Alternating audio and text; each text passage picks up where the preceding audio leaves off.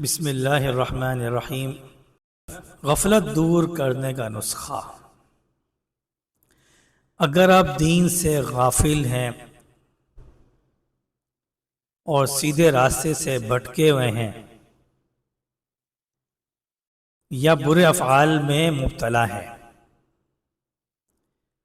اور اس میں یہ ایڈ کرتا چلوں، جو سست ہے، جن کو سستی آتی ہے، دین کے معاملے میں جو سست اختیار کیے ہوئے ہیں یا سستی برتتے ہیں دین کے معاملے میں، ان کے لیے قرآن مجید کی ایک آیت ہے، سورہ بقرہ آیت نمبر 5۔ کیونکہ اکثر لوگ دین سے بھٹکے ہوئے ہیں اور ہر دوسرا بندہ دین سے بھٹکا ہوا ہے، نماز نہیں پڑھتا، روزے نہیں رکھتا، زکوٰۃ نہیں دیتا، کبھی دیتا ہے کبھی نہیں دیتا، کبھی روزے رکھتا ہے نہیں رکھتا، لیکن نماز تو خاص طور پہ نہیں پڑھتا۔ نماز کے حوالے سے مختلف اقوال یہ میں آپ کو شیئر کرتا چلوں، پھر آپ کو سمجھ آئے گی کہ نماز نہ پڑھنے پر ہم کتنا بڑا جرم کر رہے ہیں اس وقت، نماز نہ پڑھنے پر۔ تو میں یہ آپ کو بتاتا چلوں، مختلف اقوال ہیں۔ بے نمازی بزرگان دین کی نظر میں، جو بزرگ ہیں، جو اولیاء کرام ہیں، جو تابعین ہیں، تبع تابعین ہیں،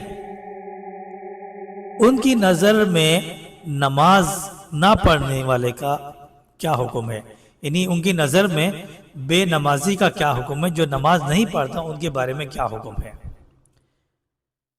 یہ آپ سنیں غور سے، بے نمازی واجب القتل ہے، بے نمازی واجب القتل ہے، یہ امام شافعی رحمۃ اللہ علیہ کا قول ہے۔ ترک نماز، نماز کا چھوڑنا کفر ہے، یہ امام احمد بن حنبل رحمۃ اللہ علیہ کا قول ہے۔ جیسے کہ حدیث کے اندر بھی آتا ہے کہ ایمان اور کفر کے درمیان جو فرق کرنے والی چیز ہے وہ ہے نماز کا ترک کرنا، وہ ہے نماز، یعنی ایمان اور کفر کے درمیان میں جو چیز ہے۔ حدیث کے اندر یہ بھی آتا ہے، من ترک الصلاۃ متعمدا فقد کفر، کہ جس نے جان بوجھ کر نماز چھوڑی اس نے کفر کیا۔ اور جو کفر اور ایمان کے درمیان میں جو فرق کرنے والی چیز ہے وہ ہے نماز۔ اگر ہم نے نماز چھوڑ دی تو آپ کدھر چلے گئے؟ کفر میں داخل ہو گئے۔ کتنی سخت بات ہے یہ، لیکن عوام کو پتہ نہیں ہے، اگر پتہ ہے تو وہ بھولے ہوئے ہیں۔ بے نماز کو اس وقت تک قید میں ڈالا جائے جب تک توبہ نہ کرے، یہ امام ابو حنیفہ رحمۃ اللہ علیہ کا قول ہے۔ اسلامی مملکت میں حکمران بے نمازی کو قتل کا حکم دے، یہ امام مالک رحمۃ اللہ علیہ کا قول ہے۔ بے نمازی سے خنزیر بھی پناہ مانگتا ہے، یہ سلطان بہو رحمۃ اللہ علیہ کا قول ہے۔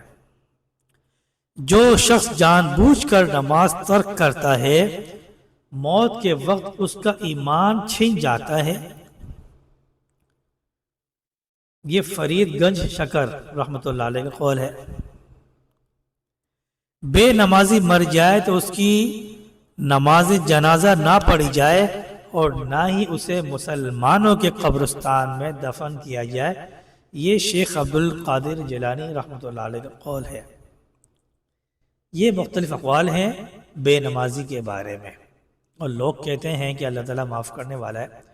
دیکھیں، میں نے آپ کو بتایا تھا، اگر آپ کوئی چیز استعمال کر رہے ہیں، کوئی دوائی استعمال کر رہے ہیں، پھر یا روحانی علاج کر رہے ہیں، جو بھی آپ علاج کر رہے ہیں، چاہے روحانی کر رہے ہوں یا ڈاکٹر سے آپ نے دوائی لی ہے، پھر اس کے بعد آپ اللہ تعالیٰ سے امید باندھیں کہ انشاءاللہ مجھے اس روحانی علاج سے، اس دوائی سے مجھے علاج ہوگا، دعا کریں اللہ تعالیٰ مجھے اس کے ذریعے سے مجھے شفا مل جائے۔ تو جب آپ نماز پڑھیں گے، نماز پڑھنے کے بعد استغفر اللہ کیوں کہتے ہیں؟ استغفر اللہ اس لیے کہتے ہیں کہ تاکہ ہماری نماز کے اندر جو کمی کوتاہیاں رہ گئی ہیں، جو ٹوٹی پھوٹی نماز جو ہم نے پڑھی ہے، وہ اللہ تبارک و تعالیٰ اپنے بارگاہ میں ہماری نمازیں قبول فرمائے۔ بس پھر اللہ تعالیٰ سے آپ مغفرت کی امید رکھیں، بخشش کی امید رکھیں۔ آپ جب آپ ایک چیز کرتے ہی نہیں ہیں، مثال کے طور پر اگر آپ ڈیوٹی نہیں کر رہے، جب آپ کی حاضری ہی نہیں لگ رہی ہے، آپ کو تنخواہ ملے گی؟ آپ کو تنخواہ بالکل نہیں ملے گی۔ کیا وہ کمپنی آپ پر مہربان ہوگی؟ آپ بولیں گے نہیں یار، کمپنی کی مہربانی سے مجھے مل جائے گی، کمپنی مجھ پر رحم کرے گا۔ کمپنی کو خاک کر رحم کرے گی، خاک مہربانی کرے گی؟ جب آپ حاضری ہی نہیں لگا رہے، اسی طریقے سے جب آپ مسجد میں حاضری ہی نہیں لگا رہے تو آپ پر آپ کی مغفرت کیسے ہوگی؟ تو یہ جو چھوٹی ذہن کی جو لوگ ہوتے ہیں، جو اپنے آپ کو اسمارٹ سمجھتے ہیں اور دوسروں کو سمجھانے کی جو کوشش میں لگے رہتے ہیں، یہ اللہ تعالیٰ تو سمجھ رہا ہے نا یہ بات۔ تو آپ انسان کو بیوقوف بنا رہے ہیں، لیکن اللہ تعالیٰ کو آپ بیوقوف نہیں بنا سکتے۔ قرآن مجید میں بھی یہی آیا کہ وہ کیا سمجھتے ہیں، یخادعون اللہ والذین آمنوا، کہ وہ اللہ کو بھی دھوکہ دے رہے ہیں اور جو ایمان لائے ہیں ان کو بھی دھوکہ دے رہے ہیں۔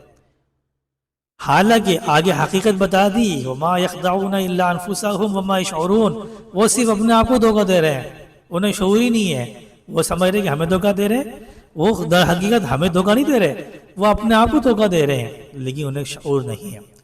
تو بات یہ لمبی ہو گئی ہے، یہ امپورٹنٹ بات تھی، اور اس میسیج کو آپ زیادہ سے زیادہ پھیلائیں دوسروں کو، تاکہ ان کے ذہن میں یہ بات سمجھ آ جائے ہم کیا کر رہے ہیں۔ تو غفلت دور کرنے کا، آج یہ غفلت سے متعلق میں نے یہ بات کری ہے، تو اس وجہ سے اگر کوئی غفلت دور کرنا چاہتا ہے، سستی دور کرنا چاہتا ہے، کوئی برے کام میں مبتلا ہو چکا ہے اس کو دور کرنا چاہتا ہے، تو اس آیت کو آپ نے پانی میں پڑھ کر 101 مرتبہ آپ نے اس کو دم کرنا ہے پانی پر، اور 41 دن تک آپ نے اس کو پینا ہے۔ 101 مرتبہ پانی پر دم کر کے اس کو 41 دن تک آپ پیتے رہے۔ وہ آیت کون سی ہے؟ سورہ بقرہ آیت نمبر 5 ہے، اولئک علی ھدی من ربہم واولئک ھم المفلحون۔ یہ آیت ہے، اس کا ترجمہ کیا ہے؟ یہی وہ لوگ ہیں جو اپنے رب کی طرف سے ہدایت پر ہیں، اور یہی لوگ فلاح پانے والے ہیں۔